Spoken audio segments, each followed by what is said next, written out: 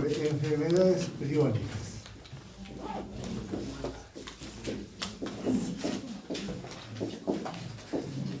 Esto que es nuevo.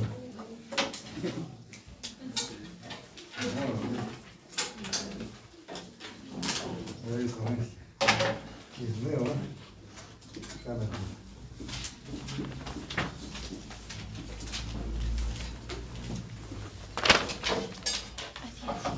Entonces nosotros, para que entendamos un poco esto, hablemos un poco sobre lo que es diríamos, ¿qué es un prión? ¿No? O sea, esto no es hace mucho tiempo, esto es relativamente bueno, tienen un poco más de 20, 30 años.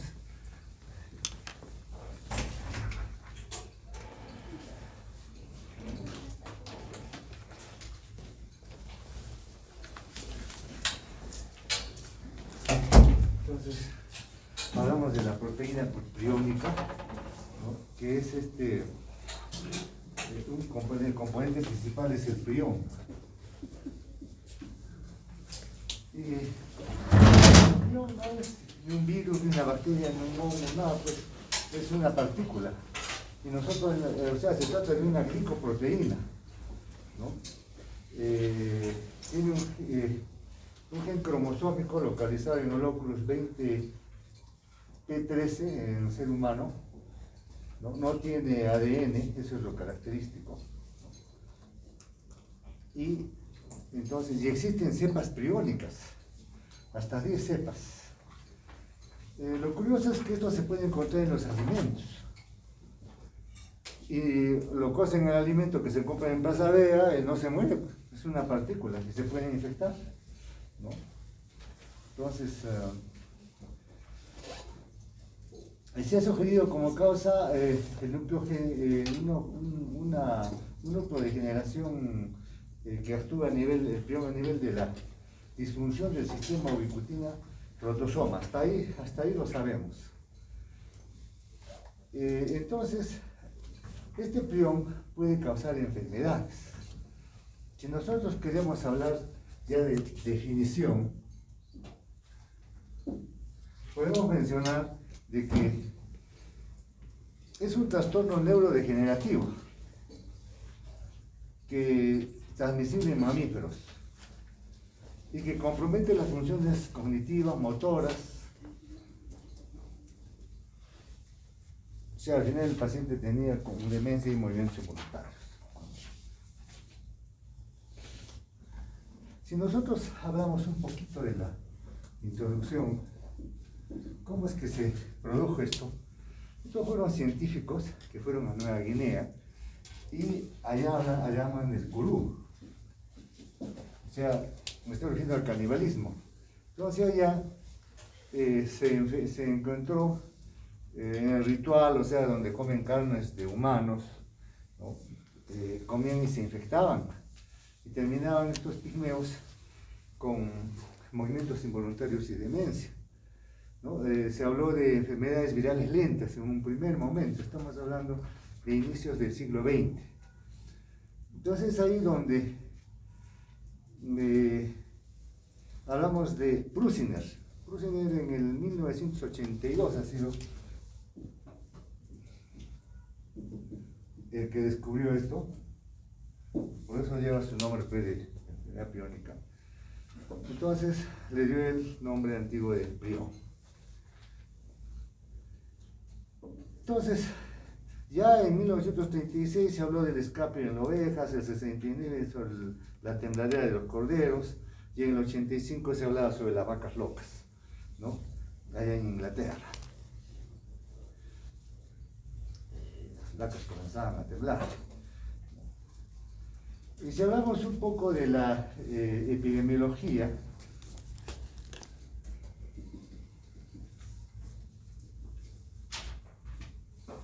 podríamos mencionar que es infrecuente, ¿no? se habla de 1 por 1 millón de habitantes. Alrededor del 90% aparece en forma esporádica. Me aparecieron 2 cruces yacos en Arequipa, me acuerdo cuando estaba yo haciendo mi residencia, ¿no? El 10% son casos genéticos. Y en la microbiología podemos decir algo importante, que el prión no tiene ácidos nucleicos.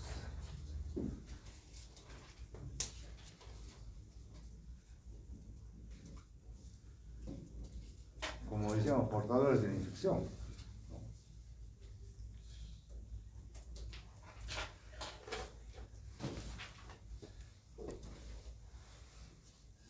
Entonces, lo que nos interesa son las enfermedades en humanos. En humanos, ¿qué enfermedades podemos encontrar en humanos? ¿No? En humanos, por ejemplo, hablemos del curú que hemos mencionado. El curú, ya hemos hablado de enfermedades que se parecen, que justo ahí es donde Prussiner encontró esa rareza y se hizo famoso, ¿no? Enfermedades relacionadas con el canibalismo, los rituales que hacen, ¿no? La otra es la enfermedad de Creutzfeldt-Jakob. Esta es una enfermedad, son agentes contaminados, por ejemplo. ¿Cómo puede uno pescar esta enfermedad? A veces hay trasplantes de córnea, de hormona de crecimiento, ¿no? O que ustedes, por ejemplo, a veces uno está acostumbrado aquí en Juliaca, por ejemplo, o acá también, ¿no? Un caldo de cordero, y se están comiendo el seso, ¿no? Entre comillas, el encéfalo del cordero. Y si está infectado, van a terminar con esta enfermedad, que aparece después de 10, 15, 20, 25, 26 años. O sea, después de años puede aparecer. O sea, tiene un periodo de incubación bien largo. Entonces, ya, incluso cuando ustedes manejen, hagan sus autopsias, porque me acuerdo que yo cuando empecé mis serums, murieron pues 5, parece que el rayo les cayó a los 5, y el que cortaba decía, él va a cortar solo, ¿cuándo voy a terminar? Entonces yo ayudaba, pero a veces en ese tiempo no usaba guantes, es un error, ¿no? Hay que usar guantes porque uno puede contaminarse con manipular cerebros contaminados y puede pescar esta enfermedad, ¿no? Entonces, bioseguridad. Después la enfermedad de Creutzfeldt-Jakob, una nueva variante por infección de consumir carnes de bovinos, ¿no? O sea, comer, por ejemplo, salió un reporte en Inglaterra donde presentaron enfermedad por priones por comer carne en Inglaterra, en Londres, y pasaron 6 años y se murió. Casi esa empresa se va a quiebra, porque ya no podían consumir esa carne. No sé qué hicieron para poderlo tapar, porque era una alarma, ¿no? ¿Cómo va a consumir carne? Pues ya está bien cocida, pero se contagia porque son partículas infecciosas, ¿no? La enfermedad de Creutzfeldt-Jakob esporádica, por la mutación somática. La enfermedad de Hirschman, hay una mutación del gen del prión. Hay casos que descubrieron de insomnio fatal familiar. Se mueren también por no dormir y no se daban con nada, había que darles anestesia, ¿no? Y el insomnio fatal esporádico. Esas son las enfermedades en humanos, pero si nos vamos a los animales, yo ya estudian ya los veterinarios, hay el scrapie en las ovejas, los temblores que presentan los corderos, la encefalitis espongiforme de los bovinos, el ganado, ¿no? Que se contaminan por comer, a veces les dan alimentos de engorde a los animales, y esos alimentos de engorde que vienen en bolsas están contaminados, ¿no? Y es así como se contagian, ¿no?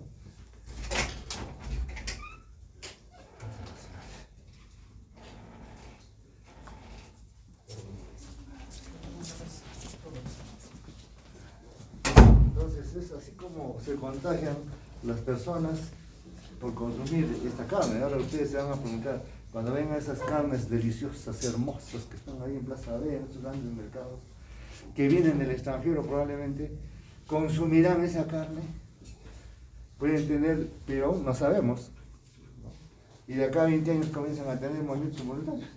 ¿no? Entonces mucho cuidado, dice, no, mejor me consumo la carnecita de que venden aquí nomás de corderito, de puno, no es tan buena, pero agradable, esa no está infectada, la otra pues está infectada, ¿no?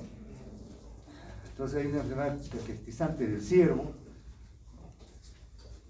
la encefalitis espongiforme felina, o sea, que se encontraba en gatos, o sea, hay grupos poblacionales que consumen gato, ¿no? Come gatos. Creo que aquí por Ica creo que comen gatos. Entonces, el consumir también carne del gato puede tener esta enfermedad. Y eso es lo que ustedes van a tener que ver cuando ustedes estén viajando por el mundo, haciendo sus cursos, sus congresos, sus intercambios culturales. De repente hay comidas exóticas. Y al comer esa comida exótica, de repente pueden infectarse. Entonces van a tener que tener precaución en consumir ese tipo de alimentos. Entonces la enfermedad priónica, producida por esta proteína, que esta proteína tiene 253 aminoácidos.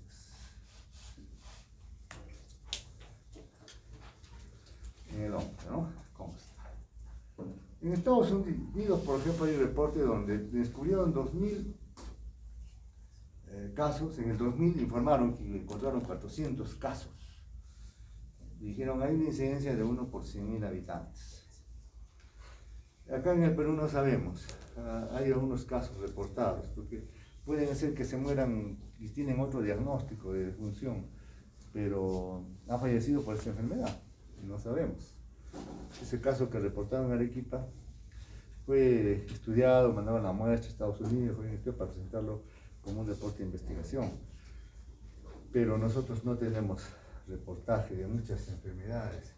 Aquí en esta parte del país pueden fallecer por ejemplo, por una serie de diagnósticos y al final encuentran que ha fallecido por una enfermedad de Guarnique, por razón, porque consume bastante licor. Pero el diagnóstico es otro, igual en esta enfermedad, ¿no? Fallecen y se pone otro diagnóstico, ¿no? Le ponen epilepsia, le ponen una serie de cosas, pero en el fondo es una enfermedad por prión, no sabemos, ¿estará infectado o no estará infectado? Y esa es la labor pues, de las universidades, que su objetivo principal es la investigación, ¿no? Secundario ha sido ya que se formen profesionales, pero la investigación. Entonces, tarea pues para universidad, pues facultad de medicina, otra facultad que para que diga sí, esto está infectado, cuídense, promuevan, prevengan, ¿verdad? Atención primaria de salud, parte de la labor, ¿no? Otros países desarrollados nos llevan la mitad, que están bien secuenciados, bien estudiados, bien mapeados, y solamente hemos empezado a hacer un mapeo de enfermedades neurodegenerativas, Parkinson, Alzheimer, con la doctora Pilar Marcetti, un trabajo que estamos haciendo con Miami, Estados Unidos, a través del Instituto de Ciencias Neurológicas, para ver cómo es pues, el mapeo genético de la enfermedad de Huntington, de Alzheimer y Parkinson, ¿no? Para tener una idea, ¿no? Si que alguien está haciendo algo, ¿no? Para saber, porque cuando ustedes vayan a sus conferencias, cursos, congresos, van a decir el mapeo de tal enfermedad en tal sitio, por todos lados, bien estudiadito tienen los países. A nosotros nos falta. No sabemos. Entonces tenemos mucho que investigar, sobre todo en esta enfermedad. Entonces, el curú en el fondo, que se encontró en la Guinea, o sea, ¿el curú qué significa? El curú, ese es tiritar, ¿no? Tiritar. O sea, ¿qué es tiritar? Pues temblor, así le llamo, ¿no? Ahí donde Prusinger se dio cuenta, esta es una enfermedad, y empezó a hacer los estudios, y descubrió pues esta enfermedad.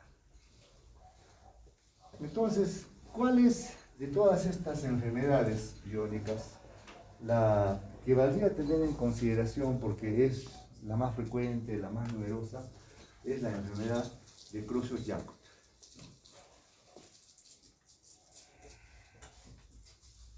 La enfermedad de Creutzfeldt-Jakob. es la más común causada de estas enfermedades en humanos por priones, ¿no? Algunos reportes, como dije, son de 1 por 1 millón de habitantes. Generalmente da en la quinta, sexta década de la vida. ¿Por qué? Porque probablemente lo ha consumido a los 20, 30 años, ¿no? Pues como tiene una incubación bien grande, bien larga, de 20 años, entonces, no siempre, porque he habido casos de 6 años, entonces por eso que más bien se han encontrado los reportes entre la quinta y sexta década de la vida. Tiene 3 fases su curso clínico hasta que llega a la demencia en micronías. Esas son las 2 características clínicas que tiene el paciente, ¿no? Por eso que muchas veces nosotros nos podemos confundir con un pacientito que tiene un síndrome demencial, un Alzheimer, y tiene una enfermedad de Creutzfeldt-Jakob, ¿no? Estamos poniendo otros diagnósticos, ¿no? Sobre todo en aquellos que tienen antecedentes. ¿Te han trasplantado la córnea? Ojo. ¿Te han dado hormona de crecimiento? También, ¿no? Entonces uno está haciendo sus antecedentes para poder hacer un diagnóstico. En realidad son una triada la que podemos encontrar acá. ¿Qué triada? Una demencia que hemos dicho que es progresiva, una mioclonía, ¿no? Y cuando tomamos un electroencefalograma hay complejos periódicos trifásicos de 1 o 2 Hz. Pero característicamente, a veces lo que nosotros clínicamente diagnosticamos, o al menos ponemos el interrogante, que es una enfermedad priónica, es cuando encontramos movimientos involuntarios y demencia, ¿no? Las 2 cosas. Bueno, porque a veces uno, a no ser que esté viendo las mioclonías, que son como saltos, que ya vamos a ver en neurología, pero al menos en movimientos involuntarios, si tienes una demencia, entonces hay que pensar en esto y hacer todo el antecedente para decir, podría ser que sea una enfermedad por priones, pero también como vienen con sus 6 años, sus 6 décadas de la vida, podríamos decir también que es un cuadro demencial, porque sí tiene demencia, ¿no? Entonces, tener en cuenta esas características. Pero hay otras anormalidades. Nosotros vamos para recoger la información y la clínica de esas 2, pero ¿qué otras anormalidades puede haber? Por ejemplo, cambios en la conducta, que no se hace confundir como la demencia frontotemporal como la que ha tenido Willis, ¿no? Entonces, cambio en la conducta, ¿no? Una difusión cortical, a veces viene con trastornos visuales. He tenido un pacientito que venía con alteraciones cerebelosas que a veces causan, ¿no? ¿Será un prión? ¿No? A veces evaluamos y encontramos compromiso piramidal, compromiso extrapiramidal, ¿no?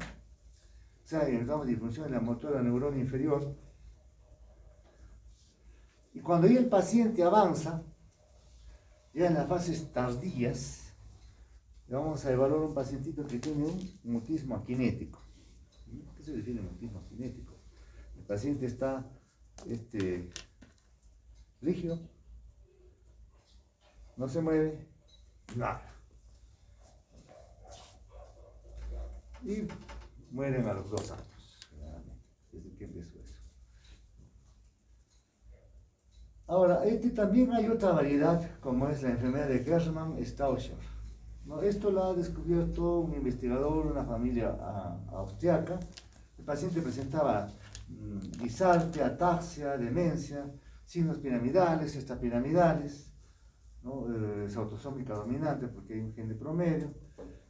Entonces, la ataxia cerebelosa y presentó una paraparesia espástica. El inicio de los casos que presentaron menores de 50 años y tuvo una duración de 2 a 10 años. En otros casos reportados relacionados con priones, el insomnio fatal. Estos reportaron más o menos unos 20 casos de pacientes. 7 casos esporádicos, no familiares, más o menos de 25 a 60 años en promedio, ¿no? Murieron entre 1 a 2 años, lógico. Una persona que no puede dormir nada, que va a vivir mucho tiempo, fallece, pues. ¿no? Los más que lo estaban sedando, hasta anestesia, ¿no? O sea, sí, estos pacientitos presentaban lo que llamamos nosotros un insomnio intratable. O sea, no se puede tratar eso, ¿no? Con ningún medicamento. Y esto que hasta se utilizan hipnóticos potentes. Nada. Anestesia nomás. Para hacerlo dormir algo, esto. Esos son casos interesantes que presentaron. Pero ese insomnio, en estos casos, era seguido de disautonomía. El paciente tenía ataxias, compromisos piramidales, extrapiramidales. Al electroencefalograma veo un enlentecimiento difuso, más que descargas periódicas. Los casos que reportaron presentaron pues una emisión, una tomografía con emisión de positrones. Y ahí es una tomografía funcional, ¿no? Y ahí se observó disminución de actividad metabólica, ¿no? Un flujo sanguíneo, o sea que estamos hablando a nivel del tálamo, la relación con el tálamo. Porque en la tomografía cuando toman estos pacientes no sale nada, pues. La estática, ¿no? Tiene que ser funcional. Hay enfermedades en diferentes órganos, sobre todo a nivel del sistema nervioso central, donde no se ve nada, la tomografía. Pero si tomamos una tomografía funcional, ahí se vamos a ver. Decimos, sí tiene. Al final, las tomografías que ya están por todo lado, bueno, van a ser con una radiografía y ahorita van a pasar a los celulares, ¿no? Entonces vamos a tener que trabajar con las funcionales para poder hacer diagnósticos más finos. Entonces, el tálamo es uno de los focos que tenemos que observar en estos pacientes. Y la encefalopatía espongiforme bovina, en la cual hubo casos pues, que se reportaron por trasplante de retina, a veces compromiso de trasplante de médula ósea, por ejemplo, ¿no? Hacen un trasplante y se llevan ahí los genes, requerir estas partículas.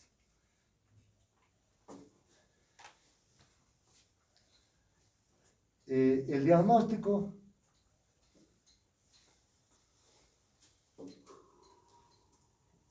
una anamnesis, signos clínicos, una tomografía funcional.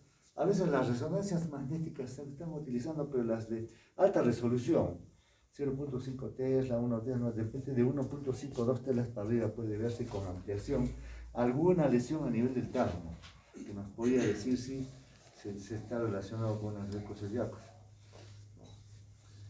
o una enfermedad por priones. El tratamiento no existe, pues. No hay tratamiento. ¿Qué van a hacer ante estas partículas que ya están metidas ahí? ¿No?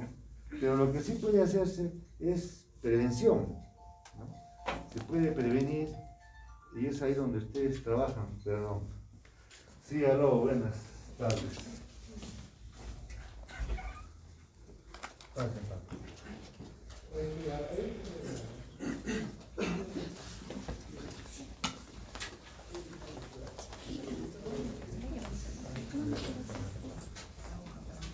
Bueno, les salvó la llamada de chicos a mi tarde. Bueno.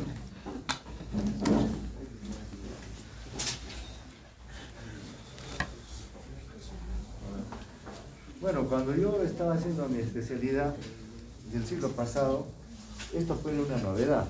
O sea, recién salió todo un boom. Ahora ya ha pasado tiempo, pero se siguen reportando algunos casos. Pero de todas maneras, siempre llama la atención, porque si hablamos que no es virus, no es bacteria, no es órgano, no es que diga ningún microbio entre sí, sino que es una partícula. ¿La partícula con qué la van a matar, pues? Con nada. Así lo cosan y recosan. Entonces lo único que pueden hacer es prevenir. ¿Prevenir qué cosa? ¿No? Una transmisión primeramente iatrogénica.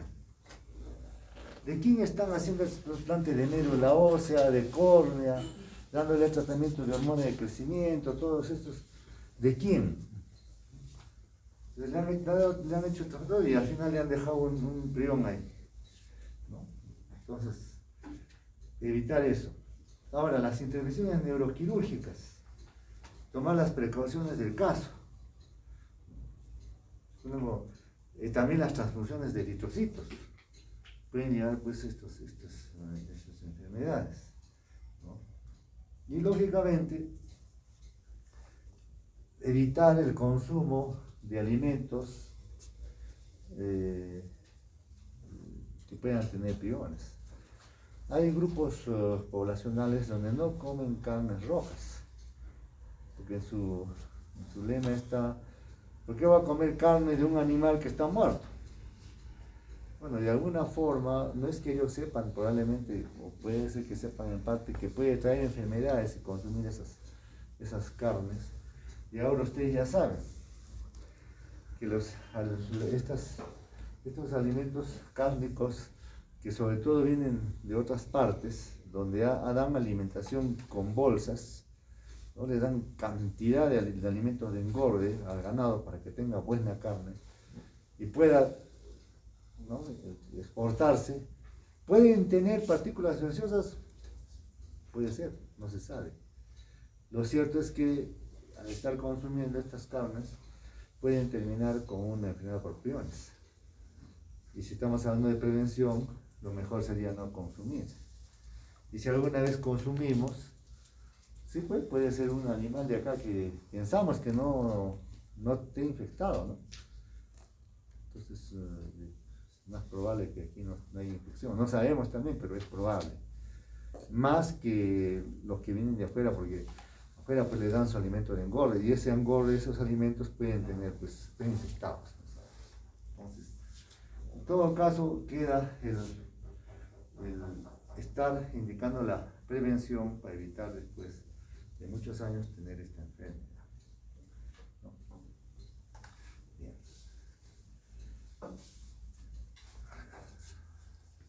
Hablemos de otro capítulo que es la fiebre.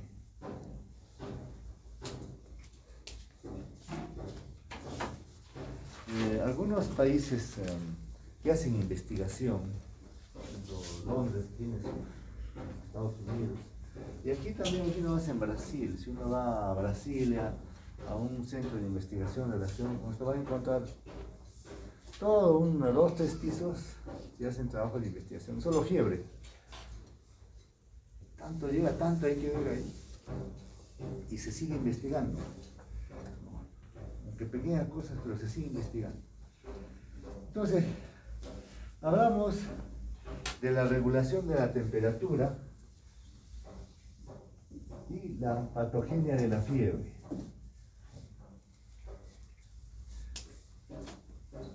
Si estamos llevando un curso de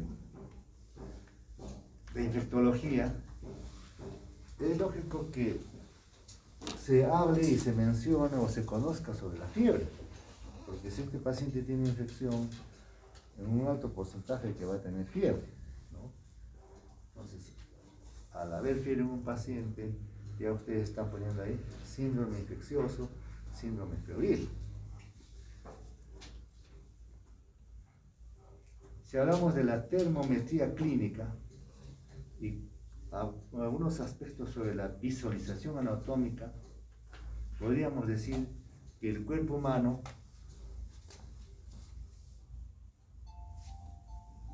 tiene múltiples temperaturas.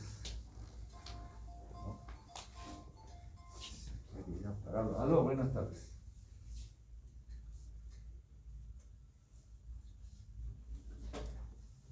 Señor, estoy dictando clase, por favor, llámeme después de las 5. ¿Ya? Estoy dictando clase, señor. Sí, sí. Vamos a hacer una. No. A ver. Ya está. Bueno, entonces,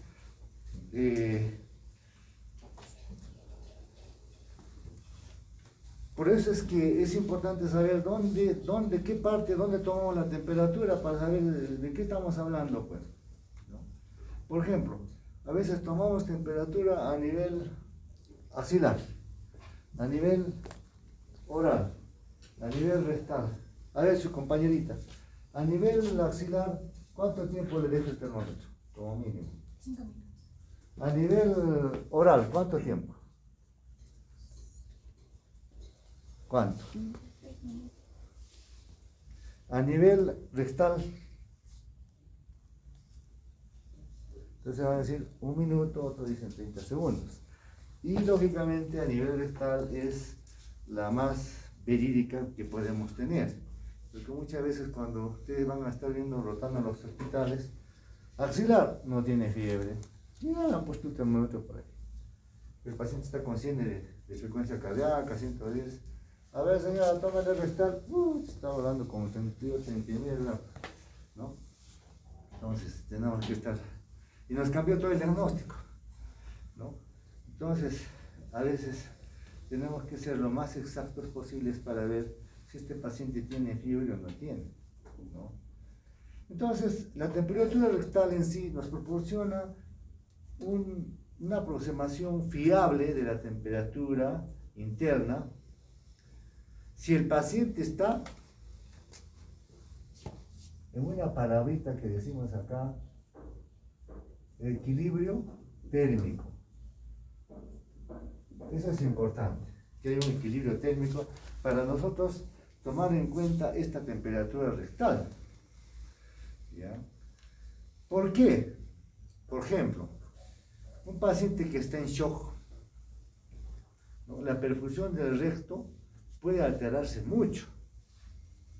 Y al alterarse bastante, ¿no? Esta temperatura rectal disminuye significativamente. Entonces no nos va a ayudar, pues. Estamos pensando, ¿por qué no hace fiebre? Está bajo. Pero este está en shock. Entonces eso nos hace pensar que así es la medicina, es relativa, ¿no? Entonces, de esa forma nosotros podemos ya tomar algunas decisiones. Lo que sí tenemos que hacer es saber que la aurícula derecha es el sitio ideal para medir la temperatura central. Ese lo ponemos en pregunta del examen, eso, ¿no? Esto donde desemboca las venas, justo ese inicio, pero eso nos dice toda la aurícula derecha en sí es el sitio ideal. Si pudiésemos nosotros poner ahí un termómetro, sería lo ideal. Pero es muy dramático llegar hasta ahí. Entonces, tenemos que buscar en sí, si explicamos ahí, ¿por qué?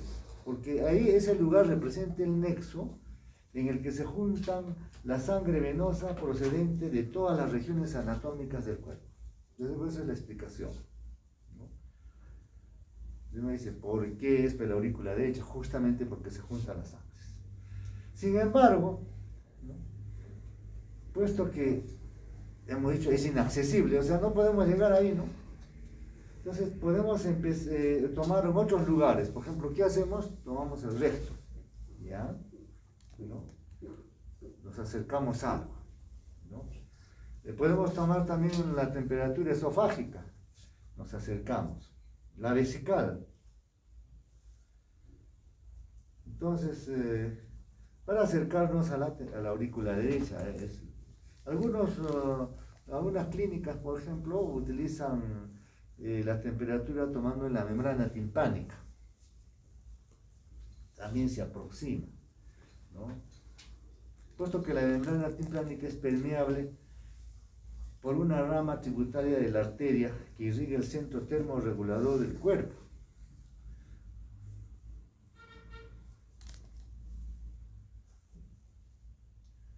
Entonces a veces se utiliza termómetros modernos, por ejemplo, de infrarrojos, ¿no? Una serie de termómetros para poder llegar a medir la temperatura lo más exactamente, ¿no?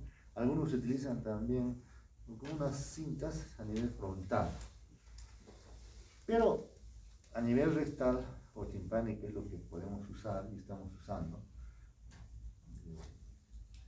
Entonces hay dos tipos de termómetros básicos.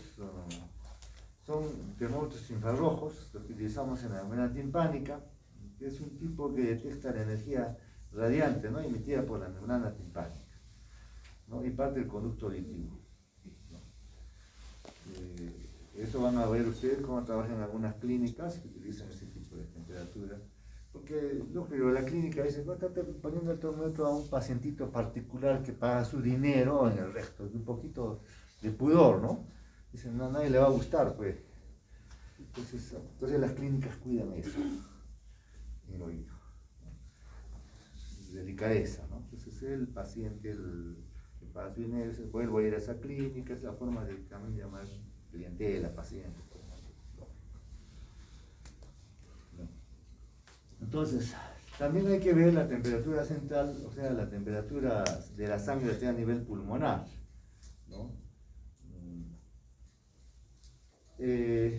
Estas cintas que estábamos hablando, que colocamos en la frente, tienen que estar sensibles a la temperatura, pero no tienen una sensibilidad para detectar la elevación de la temperatura interna. Entonces tengo que decir cuál es más exacto, verídico para poder trabajar, ¿no? Las temperaturas, por ejemplo, que han hecho a nivel axilar, no reflejan la temperatura interna y difieren bastante de las temperaturas rectales, como hemos mencionado. O sea, no, cuando hagamos unos diagnósticos, no nos fijamos mucho de este tipo de temperaturas. Por eso cuando a veces pasamos visita en pacientes dudosos, bueno, esto cuando yo pasaba de visita, ¿no? Antes, más de, ya estoy para llegar a 40 años en este hospital, pasábamos visita, pedía siempre temperatura rectal. Y nos cambiaba el diagnóstico. Decía, ¿por qué? Porque está haciendo fiebre, y la enfermera decía, no tiene fiebre. Entonces, no nos sirve, realmente. Queremos hacer diagnósticos precisos, que nos ayuden a realmente a tomar decisiones terapéuticas, temperatura rectal no nos queda otra. A no ser que tengamos la forma de tomar la tempática.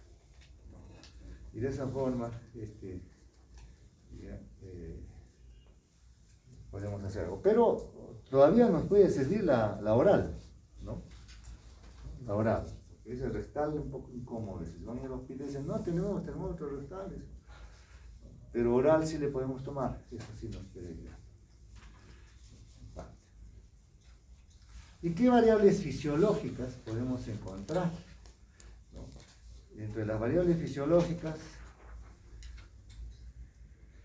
la termorregulación va a fallar en personas mayores debido a diversos factores, por ejemplo, la edad. El sistema nervioso autónomo, saben que por la edad todo va deteriorándose, ¿no?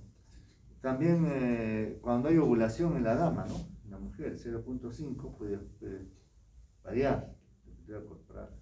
El embarazo también puede alterar la temperatura. Hay estudios que se han observado que las mujeres tenían temperaturas orales más altas que los varones. Esos son sus estudios, ¿no? Interesantes. Un grupo de varones, de mujeres, ¿cómo está la temperatura? ¿No? Pues ya ustedes, en las clases que están escuchando, los conocimientos que están aprendiendo, ya les están prendiendo la lucecita para decir, este trabajito lo puedo hacer, ¿eh? Para agarrarme y titularme, ¿no? Ya desde ahora pueden ir trabajando. Ahora el ejercicio, los medicamentos, corticoides, la digestión, alteraciones subyacentes, como una insuficiencia renal crónica, el paciente en shock, la inflamación local, ¿no? El lugar donde se toma la temperatura, por ejemplo, una proctitis, otitis externa, estomatitis, todo eso pues hace alterar la. Se ha demostrado que la temperatura central varía hasta 3 grados centígrados, de 36 grados a 39 grados, en estados que van desde el sueño hasta niveles moderadamente altos del ejercicio continuo. Por eso que cuando uno está evaluando la temperatura, tiene que saber qué es lo que está haciendo, ¿no? Para poder estar considerando todo esto. Por ejemplo, un lugar húmedo. La temperatura ambiente puede afectar tanto los estados de sueño como hemos mencionado, ¿no? La temperatura corporal. a veces está relacionado con los años, con las estaciones. Las estaciones, la temperatura se eleva. Y han hecho trabajitos de investigación. ¿Cómo está la temperatura en invierno en tales ambientes o lugares? ¿Cómo está en verano? Y eso es un trabajo que también deben hacerlo en esta parte para tener un poco de conocimiento, porque los datos que tenemos son a niveles del mar, en ciudades grandes, se han hecho trabajos, pero a nivel a esta altura nos falta, no tenemos reportes. Entonces, por ejemplo, Patrick demostraron que el ambiente cerrado y caluroso puede elevar la temperatura rectal de los recién nacidos hasta un rango febril. Eso es el problema de los extremos de ira, ¿no? Por eso tanto los que tienen mayor edad como los pequeños, ¿no?, tienen alteraciones. Porque al final todo esto está relacionado con una parte noble del encéfalo, como es el hipotálamo, donde encontramos el reloj biológico.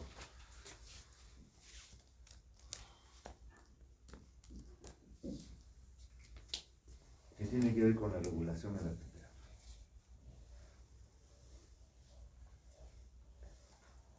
Eso que ahí, por ejemplo, en este centro donde se encuentra la termorregulación, ustedes han visto esa película del Capitán Frío, en Batman, no sé si han visto. Ahí el Capitán Frío, él en esa película que se ve, o en esa serie, el Capitán Frío supuestamente tiene el síndrome de MacGregor, que solo se ha descubierto 1 o 2 casos en el mundo. Un trastorno a nivel de esta zona, donde puede vivir a temperaturas muy bajas, en las cuales el ser humano no puede vivir, pero él sí vive. Por eso es que le digo que en este país, acá en Brasil, cómo hacían trabajos de investigación sobre el centro termorregulador, siguen haciendo trabajos increíbles para poder conocer un poco más cómo poder trabajar. Y estos conocimientos nos pueden servir a la larga, porque cuando el planeta ya está viendo cómo está viendo esta elevación de la temperatura, hace una semana se ha subido el planeta a una temperatura la más alta que tenemos, 17.5. Ya esto nos lleva a que de acá a unos años, ¿cómo será? Entonces tenemos que ir pensando en invadir otros planetas, ¿no? Hacer lo que dicen, pero es imposible salir a la galaxia. Imagínense, la galaxia es tan inmensa, y de ir de esta galaxia a esta otra galaxia, ¿cómo vamos a ir? Tenemos que cortar el tiempo, pues. O sea, nos saltamos de aquí a aquí, un salto. Eso parece ciencia ficción, ¿no? Nos saltamos, ¿no? Acortamos el espacio. Si el espacio es así, lo acortamos así. Entonces, ¿qué se está viendo? ¿Cómo? Entonces, nosotros encontraremos un planeta en el cual nuestro organismo tiene que ambientarse, conocerlo, para ver cómo lo ambientamos, cambiará una forma para que la especie humana siga viviendo. Así que estamos hablando. Es que mejor nos vamos a la temperatura corporal normal. ¿Cómo es la temperatura corporal normal?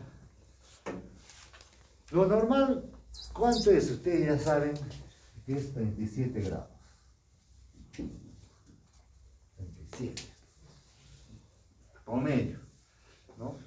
Pero Wunderlich identificó a 38 como el límite superior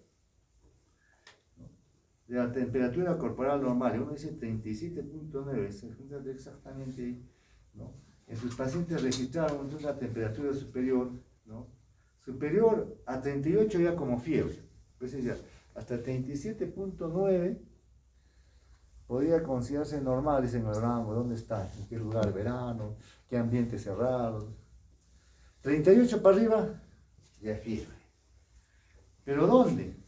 Y ahí viene la pregunta. Axilar será, oral será, rectal será. En la aurícula derecha, pues. Ahí. ¿Y quién representa la aurícula derecha? Tímpano, rectal. Entonces, donde se aproxime. Para decir 38 para arriba, fiebre. Entonces, estudios, por ejemplo, consideran 37.2 a las 6 de la mañana como normal máximo, mientras que a las 4 de la tarde 37.7 oral como máxima, ¿no? Esos son los estudios que están cada vez investigando más al respecto. ¿Y qué hablamos de la termorregulación?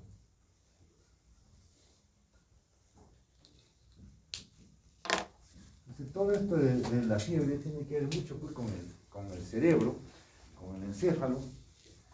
Hay estructuras nerviosas que tienen mucho que ver aquí, ¿no? Por ejemplo, hemos mencionado el hipotálamo.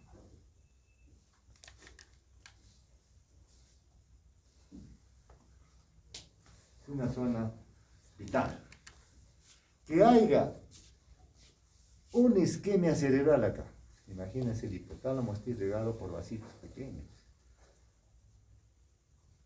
A medida que pasan los años, las personas tienen isquemias cerebrales. Los vasitos se van tapando, ¿no?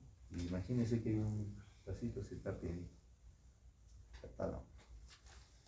En la tomografía no ven nada, pero el paciente comienza a tener problemas de termorregulación.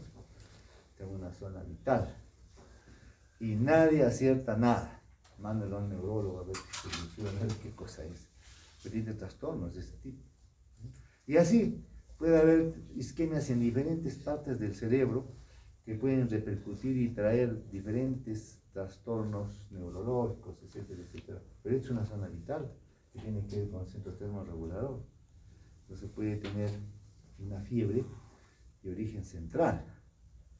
No es que tenga infección, sino que es un problema neuroendocrino, problema central, fiebre de origen central. ¿Para eso para qué? Para que nosotros veamos qué tratamiento podemos dar para corregir esta disfunción por esa isquemia. Entonces hoy en día está pregonando la dieta, el ejercicio en los abuelos, que la vida sedentaria puede llevar a todas estas cosas. Y la neurodegeneración que puede haber también por la edad. Entonces, toda esta parte que tiene que ver con el sistema límbico es muy importante, ¿no? Que está relacionada a través del tronco encefálico, ¿no? Está la sustancia reticular, la médula espinal, todos los ganglios simpáticos, todos están metidos ahí. Entonces, una vez generada la señal, pasa por el ganglio, la raíz dorsal, la núcleo braquial, lateral, el apo, el hipotálamo, y suele denominarse las áreas preópticas. Área preóptica.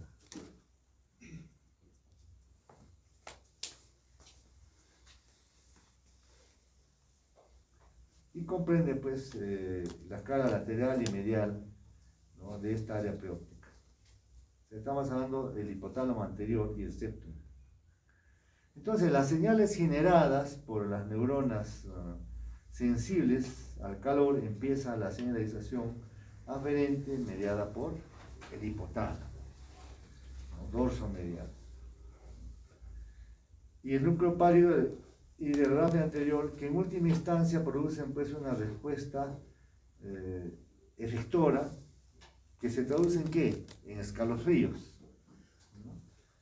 Entonces la termogénesis, pues el tejido adiposo pardo, una vasoconstricción, una vasodilatación, y todos los cambios conductuales que se presentan pues por la fiebre.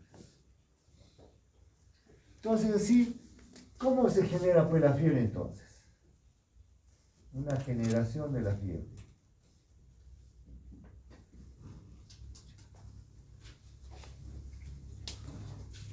¿Quién lo produce? ¿Qué pasa?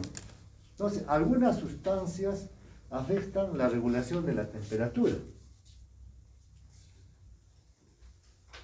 alterando la actividad neuronal. ¿Dónde? A nivel del hipotálamo, por supuesto. Esa es la clave. Entonces, las sustancias que aumentan la temperatura central, ¿cómo las llamamos? Pirógenos. Y estos son secundarios, ¿no? Pirógenos, porque cuando hablamos primarios por el isquemia es otra cosa, ¿no? Pero estos son los pirógenos, ¿no? Que se dividen en dos categorías, ¿no? Generales. Las que se originan fuera del cuerpo, llamamos pirógenos exógenos, como por ejemplo, ¿quién? ¿No? Ustedes se han antojado de repente de comer uno de los platos que dice Gastón Acurio, ¿cuál es? Y es un famoso, estamos en la época de liderazgo, ¿no? En cualquier campo, ¿quién es el líder? ¿No? Liderazgo en cualquier campo, y él es líder en la cocina, es un chef, un cocinero, pero famoso, hasta tiene sus restaurantes en Qatar, todo. Y me sorprendía cuando él decía que su plato más favorito y que más le gusta, como ese hombre, cuando es sabio y está genio, que le gustaba el arroz con huevo, ¿no? Pero a su modo, ¿cómo lo prepara? Pues lógico, pues vamos a lo simple, ¿no? Entonces ustedes se antojan de comer su arrocito de huevo y tienen que comer, pues si no, no van a poder estudiar, ¿no? El plato que les gusta a Gastón Acurio. Pero como no tienen tiempo, se lo están comiendo el arroz guardado de hace 2 o 3 días. Y ya está infectado un poco, ¿no? Y esa bacteria que se están comiendo van a liberar unas endotoxinas bacterianas por comer esa comida guardada. Entonces, si van a comer, cósenla bien, ¿no? Entonces, esos son pirógenos exógenos, ¿no? Entonces, como los lipopolisacáridos, por ejemplo, las que derivan de las células huésped. Y si vamos a otro ejemplo más claro, imagínense, hemos hablado de meningitis, y probablemente vamos a volver a repetir algunas clases en neurología en el siguiente semestre. Viene un paciente con meningitis bacteriana aguda, viene a su centro, y ustedes, tenemos acá ceftazidima, ceftazona en su centro de salud, hasta tenemos vancomicina, ya, antes que se vaya al hospital, que el carro tiene que arreglar, le dan su pool ahí de ceftazona, su cefalosporina que tiene, un bombazo allá, hasta que se vaya más tarde mañana. El paciente vino hablando, caminando solo con su dolor de cabeza, sus signos meningios y con fiebre. Le ponen sus antibióticos y a la media hora, ¿qué pasa? La bacteria comienza a liberar endotoxinas pirógenas como el lipopolisacárido, exógeno, perdón, y libera pues citoquinas. Y el paciente, ¿qué ven? Entró en coma. Oye, pero se estaba bien hace poco y ahora está en coma. ¿Qué le ha puesto la enfermera? ¿No? Entonces ustedes tienen que darle un tratamiento antes de que le den esos antibióticos para combatir las citoquinas que se van a liberar por las endotoxinas que va a liberar esa bacteria de la meningitis, para que no se hunda, pues, ¿no? Eso ya vamos a ver en neurología probablemente. Entonces, cuando se descubrió las citoquinas, el término pirógeno endógeno ha sido sustituido por el citocinas pirogénicas. Entonces, durante la infección, la fiebre se produce por combinación de pirógenos exógenos, efecto pirógeno independiente, y de citocinas pirogénicas. Además de la respuesta inmunitaria innata resultante que aumente la producción de citocinas pirogénicas. Y ahí tenemos una serie de ellas, ¿no? Por eso es que también en la época del COVID, ¿se acuerdan? La liberación de tantas citoquinas los mataban a los pacientes. El COVID ya se fue, pero ¿qué dejó? Citoquinas. Toda una descarga de citoquinas que lo mató a los pacientitos y ya no se podía hacer nada. Entonces, claro, muchas veces por dar corticoides en una época donde no deberían dar, hay que saber en qué momento se da. Entonces, el propio organismo es el que mata al individuo. Por eso es que están estudiando mucho en esos tantos pisos que están estudiando sobre fiebre. Tanto sobre eso, así pues se trata de averiguando cada vez más para poder conocer y encontrar medicamentos que puedan ayudar al individuo, porque sus propios productos de anticuerpos, sus citoquinas, todo eso lo mata al individuo. ¿Y cómo combatimos eso? Entonces las citoquinas pirogénicas reconocidas, ¿cuáles son? Estas citocinas, probablemente también en otros ramos también llevando. Por ejemplo, la interleucina 1. La interleucina 1, 1 alfa, 1E, 1LB. Una famosa es la interleucina 6. La 6. Que van a ver que tiene que ver mucho con la fiebre. Otro que ya lo conocen, el factor de necrosis tumoral, alfa, lo conocen ya. El factor neurotrófico ciliar, ¿ya? Y el interferón delta. Son citoquinas que tienen que ver ahí. Entonces, se han hecho trabajos de investigación poniéndole infusión de citocinas a animales, ¿no? Que han producido fiebre, por supuesto. ¿Y pueden producirse citocinas pirogénicas en respuesta a estados no infecciosos? Sí. ¿Como qué, por ejemplo? La gota, ¿no? La enfermedad de los genios. La muerte celular. Ustedes no han sentido ahí que cuando no toman agua, están estudiando, no tienen ni tiempo para tomar agua, y comienzan a tener calor. Qué raro está calor. Se están muriendo las células, ¿no? O sea, cuando uno no toma suficiente cantidad de líquidos, se mueren las células, ¿no? Entonces, su compañerita que es mujer debe tomar 2 litros como de líquido al día. Su compañerito que es varón debe tomar 3 litros porque es varón. Y aquel su compañerito que le gusta el karate, hace ejercicio bastante, debe tomar 4 litros, ¿no? Agua. Y eso después me acuerdo que en la época de la pandemia, un colega de España, tan aparatoso ha sido esta epidemia, que era terrible, ¿no? Y nos ha quedado todavía, así estamos. Y está habiendo enfermedades neuropsiquiátricas, neuropsicológicas y otras enfermedades de otros órganos por culpa de lo que han tenido por esta pandemia y no se han muerto o han tenido como una gripecita. Entonces este colega en España, me acuerdo que decía, a todo el mundo le digo, tomen agua, ¿para qué tomen agua? Para ayudar a combatir el COVID, pues, ¿no? Eso es importante. Y es importante tomar agua, ¿no? Pero no solo agua, con electrolitos tiene que ser, pues, hicimos agua en sentido figurado, ¿no? Pero tiene que ¿tiene electrolitos? Muy bien, así debe ser, ¿no? Agua nomás no, con electrolitos, ¿no? Entonces, la muerte celular, ¿no? Puede producir liberación de citocinas pirogénicas. O sea, no se sorprendan. Si quieren hacer su trabajo de investigación, a ver,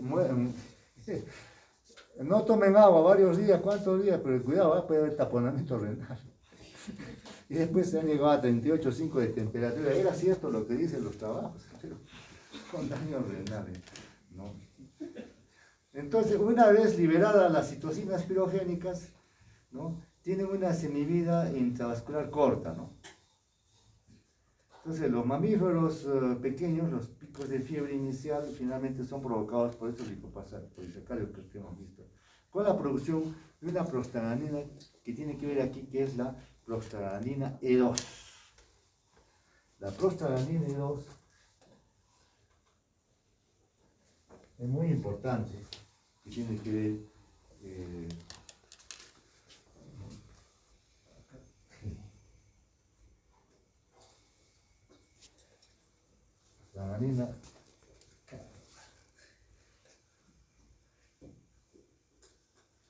la prostaglandina E2 de distintas regiones del organismo. Entonces, las citoxinas pirogénicas activan pues sus receptores receptivos en la superficie endotelial, ¿no?, del encéfalo, estimulando la producción de ácido araquidónico. Entonces, esto se convierte en prostaglandina E2. Si se inyecta, por ejemplo, en el área preóptica lipopolisacáridos, las citocinas pirogénicas activan la producción de prostaglandina E2. Y de este modo, en el APO se está preparado también para responder a la infección local, a la inflamación local, ¿no? O alteración también de la barrera hematoencefálica. Por eso es que se entran gérmenes, porque alteró la barrera hematoencefálica y llega al cerebro. Un mecanismo neural diferente, por ejemplo, señalizan por el medio vago, o sea, el aumento de la producción de noradrenalina en el área preóptica, activa la producción local de E2 durante el segundo pico de fiebre.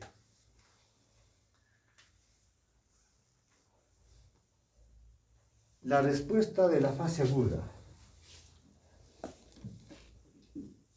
de la fiebre. ¿Cómo responde, pues, el organismo?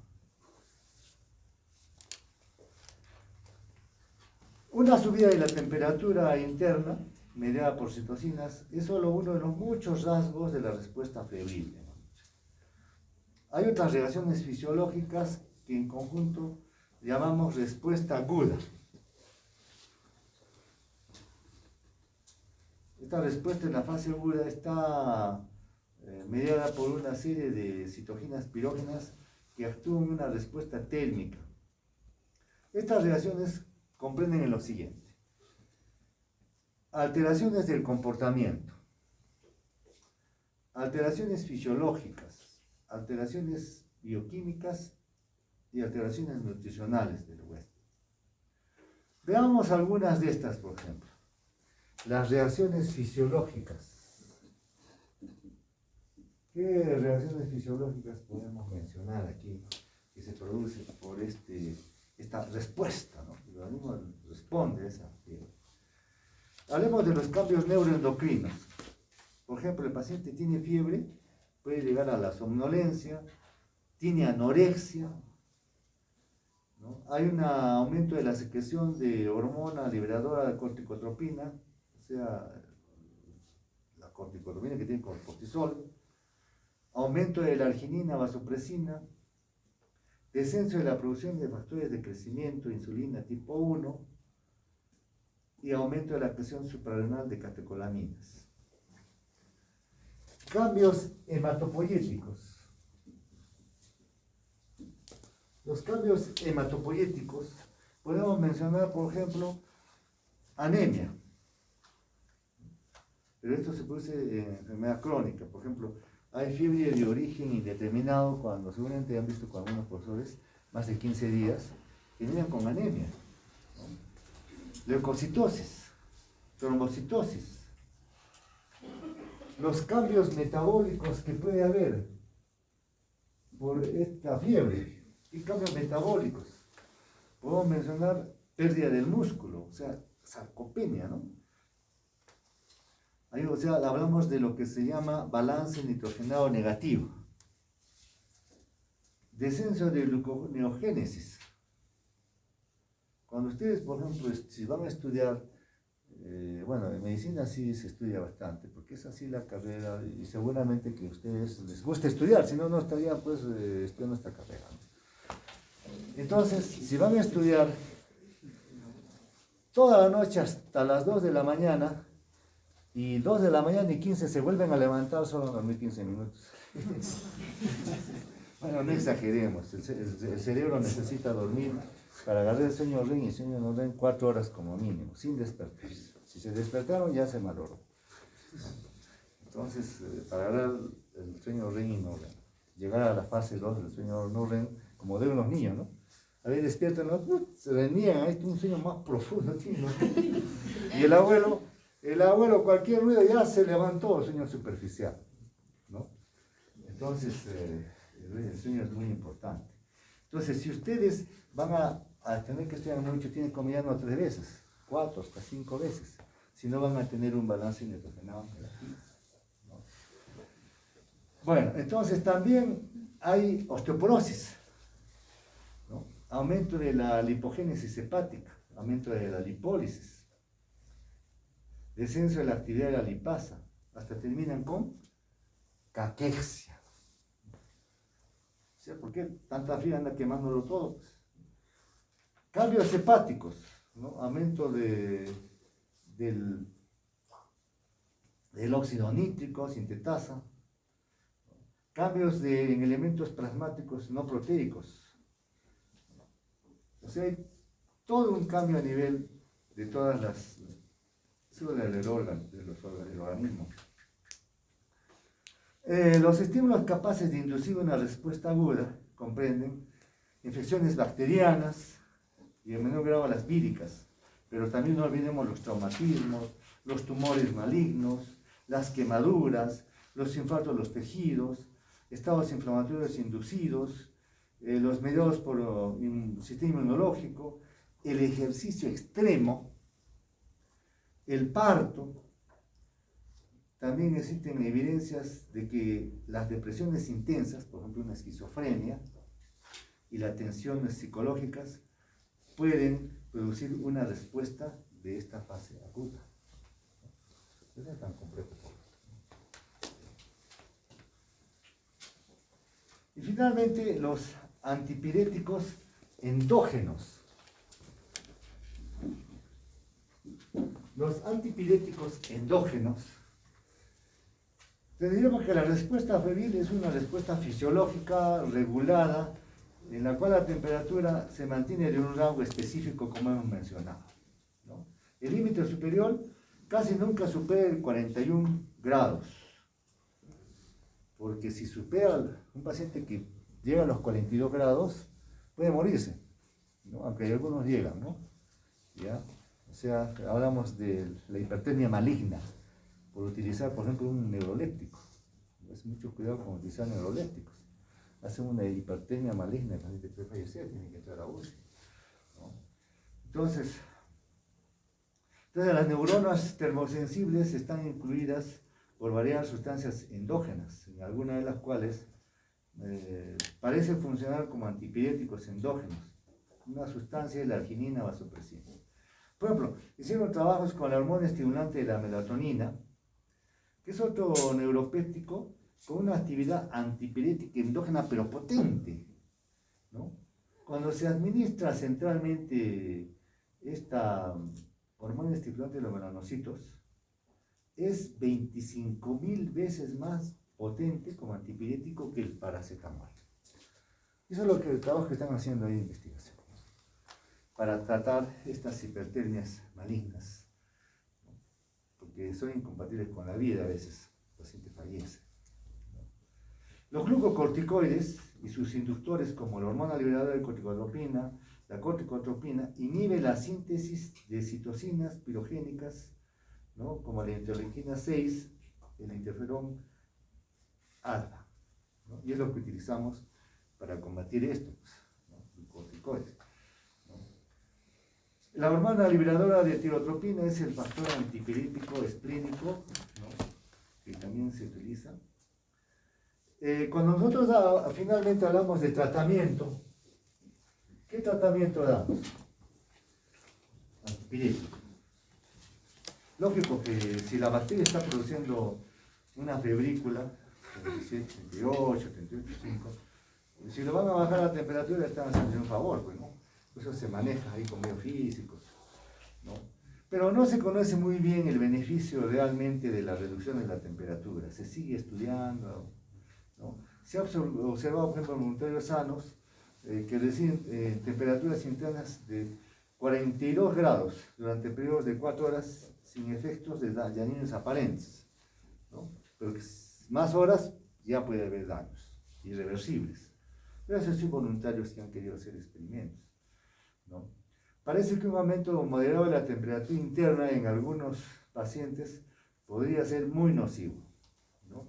Por lo que nosotros debemos eliminar. Pero una persona que llega a 40 grados de temperatura, de hecho que convulsiona, ¿no? O tiene una crisis epiléptica. Entonces los niñitos, por ejemplo, hacen convulsiones febriles por encima de 39, ¿ya? Sobre todo si tienen antecedentes o familiares con epilepsia.